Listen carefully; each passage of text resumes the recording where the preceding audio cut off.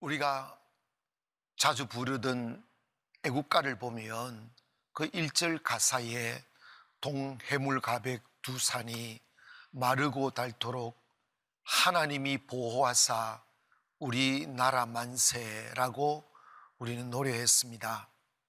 대한민국 건국한 지가 70년이 훌쩍 넘었습니다만 그 숱한 역사를 살아오면서 너무나 많은 눈물겨움과 그리고 고통과 절망을 많이 만났지만 결국은 기적같이 이 대한민국이 다시 살아나 이 세계의 부러움을 사게 되는 나라로 하나님은 은혜를 베푸셨습니다. 그래서 대한민국을 기적의 나라고 그러고 그리고 많은 나라들이 대한민국을 존경하게 되었습니다. 그런데 이 잘 살고 행복했던 나라에 큰 태풍이 불고 있습니다. 그러면 왜 하나님이 대한민국에 큰 풍랑을 일으키고 교회에 큰 풍랑을 일으킵니까? 물론 코로나로 인하여 많은 영세업자들과 소상공인들께서 정말 눈물로 세월을 지내고 있음도 잘 알고 있습니다. 가슴이 멍해지기도 하십니다. 그런데 가장 큰 피해를 보는 집단은 교회입니다. 교회는요, 영적으로는 모이지 아니하면 죽게 되어져 있어요. 모이지 않으면 죽게, 그게 영적인 원리예요. 그래서 제일 먼저 문을 닫게 만든 게 교회입니다. 그리고 수 70 내지 80%가 영세한 개척교회인데, 개척교회는 다 우리도 개척교회로 시작했지만 월세 내기 때문에 성도들 안 모이면, 헌금 안 나오면 월세 못 내면 교회 문 닫습니다. 그리고 성도들의 믿음이 떠났기 때문에 코로나가 끝나도 다시 교회로 돌아오지 않는 사람들이 훨씬 많게 된다는 거예요. 자, 그렇게 됐을 때 교회가 큰 타격을 입는다, 이것만 볼 게 아니고, 제가 이 말씀을 준비하다가 주님이 이 마음을 주셨어요. 이미 한국 교회는 죽었다는 거예요. 다는 아닙니다. 프로트를 따지면 너무나 많은 교회들이 죽었다는 거예요. 여러분, 우리가 가난했을 때, 핍박 있을 때는 교회가 불같이 일어났어요. 그런데 80년을 지나고 90년을 지나고 우리나라 경제가 부강하여지고 정말 세상 봐봐요. 우리나라가 예전에 얼마나 가난했습니까? 그럼에도 불구하고 그 가난 속에 교회를 일으켰는데 부유가 찾아오다 보니까 교회가 스스로 무너지는 거예요. 이게 세계의 역사입니다. 주일학교가 무너졌어요. 학생회가 무너졌어요. 그리고 청년부가 무너졌어요. 그런데 그 무너지는 모습을 보면서 아무도 울지 않은 거예요. 아무도 울지 않는 거예요. 그렇게 자유롭게 예배드릴 수 있는 자유가 주어졌고 거리에 나가서 전도할 수 있는 기회와 자유가 활짝 열렸음에도 불구하고 아무도 예배를 방해하지 않아도 스스로 다 영성이 떠나가고 믿음이 떠나가고 교회가 무너져 버린 거예요. 4대 교회처럼 죽은 교회가 되어버렸다고요. 그러니 하나님께서 더 이상 이 교회를, 대한민국 교회가 마지막 보루라고 한다면, 이대로 내버려 두면 하나님의 이 큰 선교적인 비전이 추락할 수밖에 없는 상황이니까 다시 한번 대한민국 교회를 뒤흔들어서 쭉쭉이는 날려보내고 알고 다시 모아서 다시 한번 부흥을 일으키기 위한 하나님의 선택임을 믿기를 바랍니다.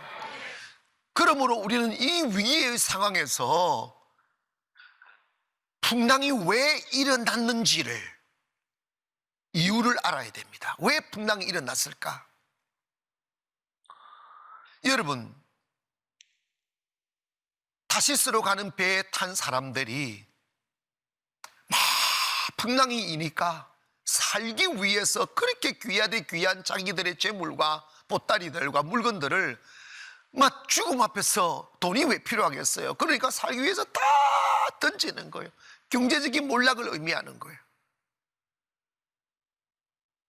막 던지고 있어요. 살려달라고. 그 다음에 하다 안 되니까 너무 두려우니까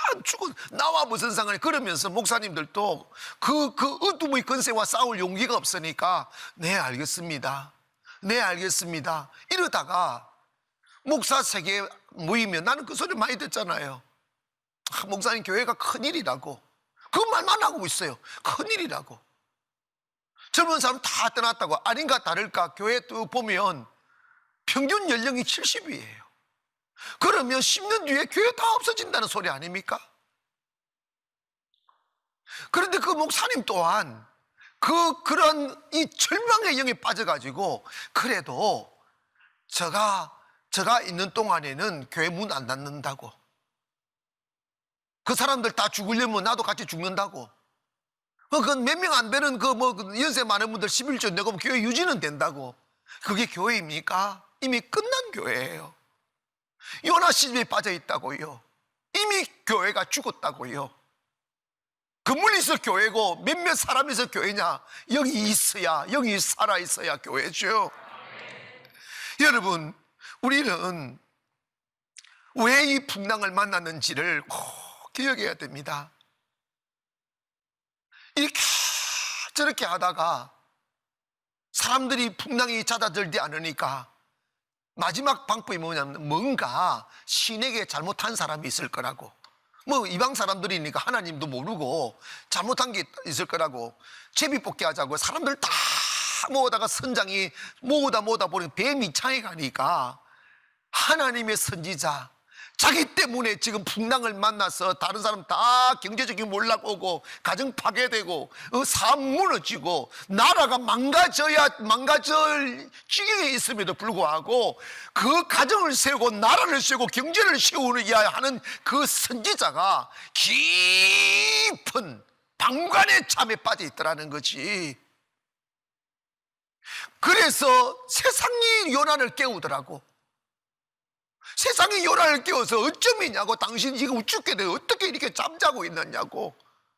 나는 이 모습을 보면서 대한민국 교회가 너무 깊은 잠에 빠져 있으니까 세상이 코로나가 우리를 깨운다고 나는 확신합니다.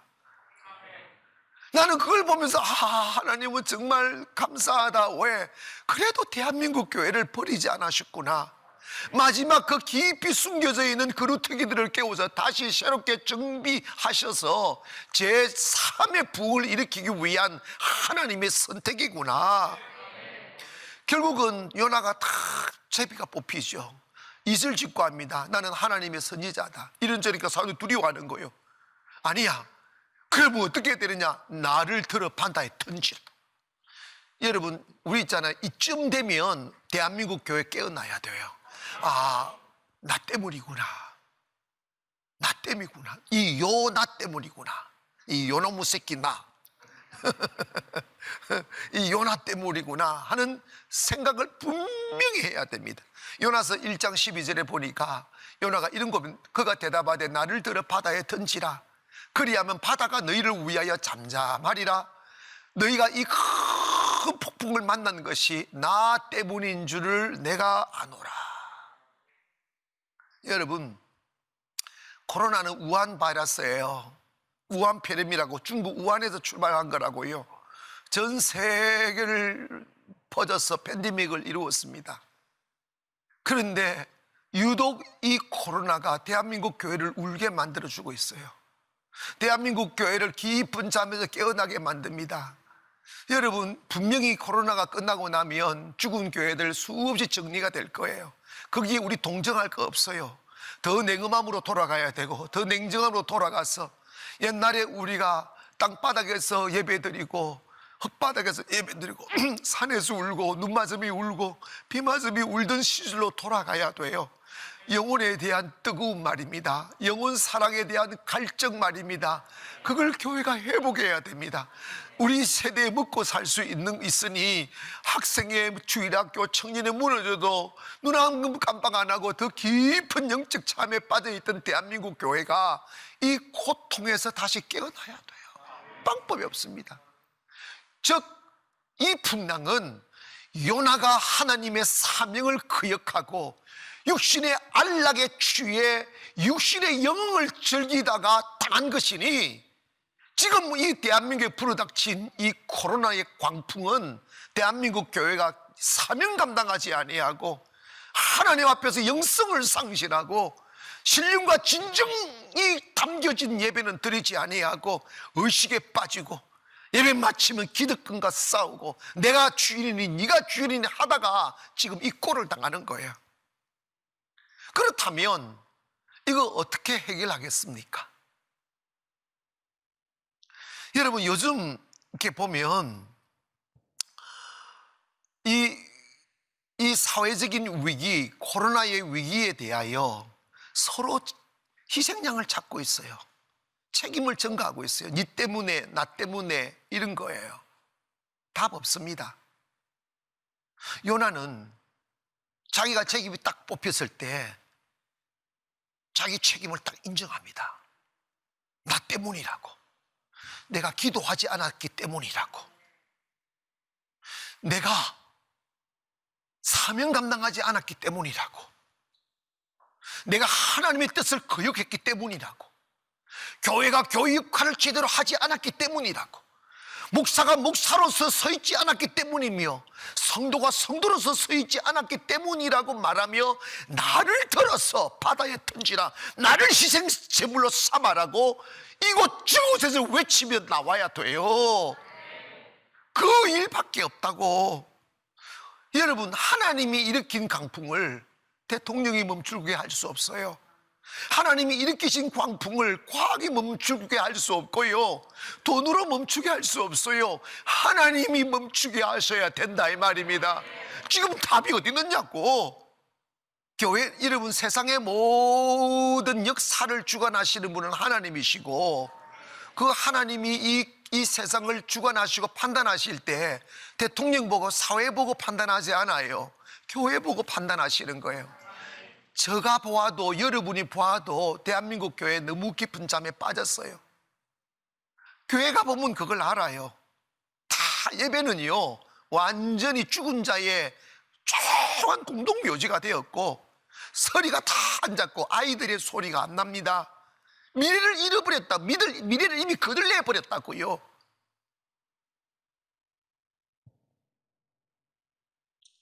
이럴 때 교회는 나라 보고 책임지십시오. 나라가 잘못됐습니다. 이러기 이전에 우리부터 일어나 주님 나를 바다에 던지라고 외쳐야 돼요. 주님, 우리가 기도 안 했습니다. 우리가 세상을 구원하지 않았습니다. 여러분 봐봐요. 아무리 어둠이 짙고 악이 왕성해도 성도들의 가슴 속에 성령이 침투되고 하나님의 능력이 들어가면 그들을 인격을 바꾸면, 삶을 바꾸면 나라 바뀌게 되어져 있어요. 응?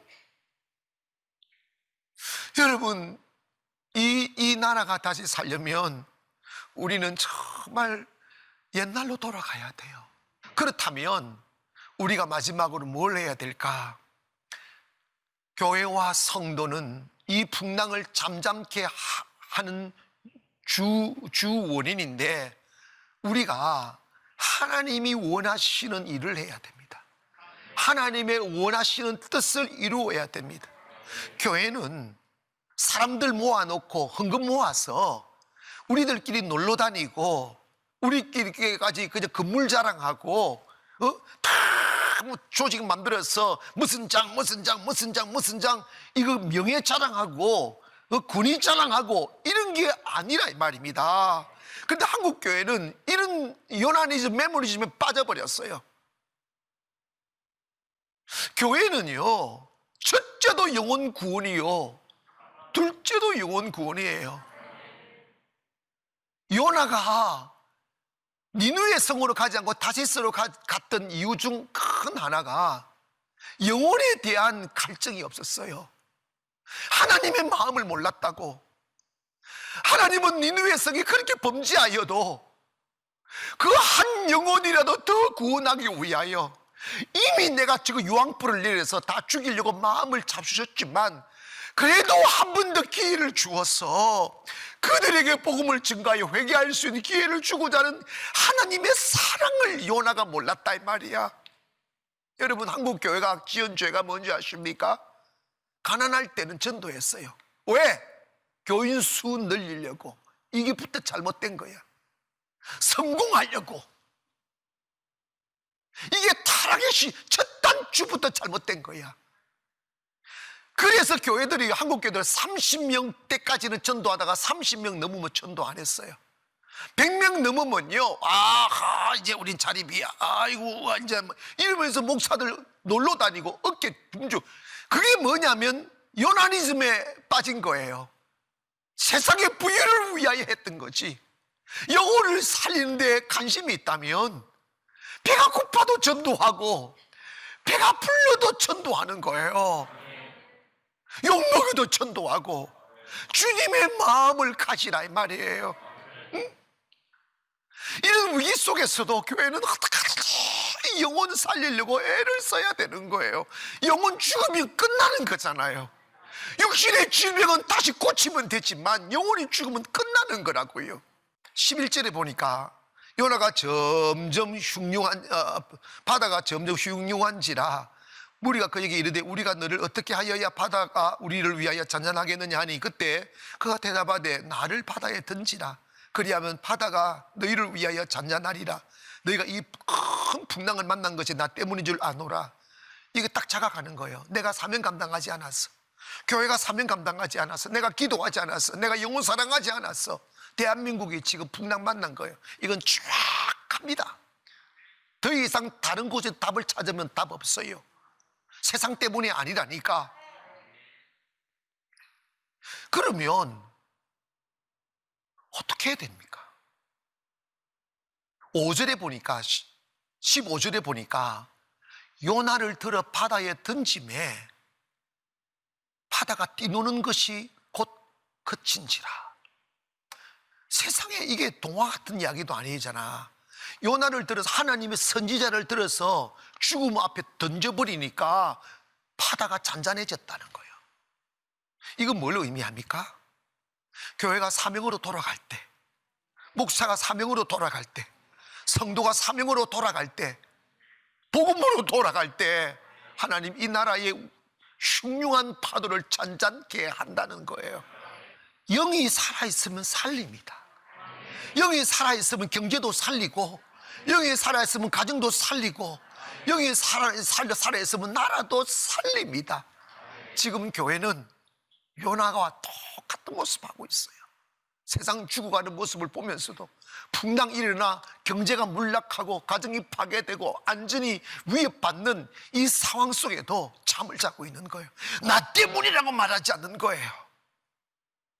다 정부 탓, 사람 탓, 세상 탓을 합니다. 답 없어요. 어디에 답이 있습니까? 하나님이 하시는 건데 답은 하나예요. 이 풍랑을 잠잠하게 하려면 우리 모두가 대한민국 교회가 바다에 들어가야 돼요. 세상 속으로 뛰어들어야 된다고. 희생하고 죽음 각오하고 복음 전하며 하나님의 사심을 선포하고 이 나라를 정의롭게 공의롭게 세워가면 하나님은 그 일던 그 파도들을 잔잔하게 하시는 거예요. 지금 있잖아요. 지금 대한민국 위기는 영의 사람이 부족합니다. 영혼을 사랑하는 사람들이 부족하다고. 진정한 예배자가 부족하다 이 말이에요. 이 일로 인하여 우리 한국교회가 개화되고 변화되고 사명으로 돌아가고 교회가 교회되고 성도가 성도되면 이 땅 분명히 하나님 고쳐주실 거예요. 잠잠하게 될 겁니다. 답은 여기서 찾아야 돼요. 더 이상 우리 교회가 일어나 세상에게 돌 던지지 마세요. 지금 세상이 깊은 영적인 어둠잠에 취해 있는 교회를 깨우고 있다니까. 지금 일어나라고. 지금 다 죽게 된 내가 뭐하고 있냐고. 오늘 정말 하나님 우리 대한민국 교회를 다시 세워주시고 포기하지 않아 주셔서 감사합니다. 우리 다시 일어나게 도와주셔서 우리 다시 기도하게 하시고 겸손하게 하시고 낮아지게 하시고 영혼 사랑하게 하시고 영혼 살리려고 몸부림치게 해달라고 하는 귀한 결단 있기를 주님의 이름으로 축원합니다. 생명의 말씀으로 나를 세우사 주의 길 예비케 하소서. 성령의 능력으로 기름 부으사 진리를 선포하게 하소서.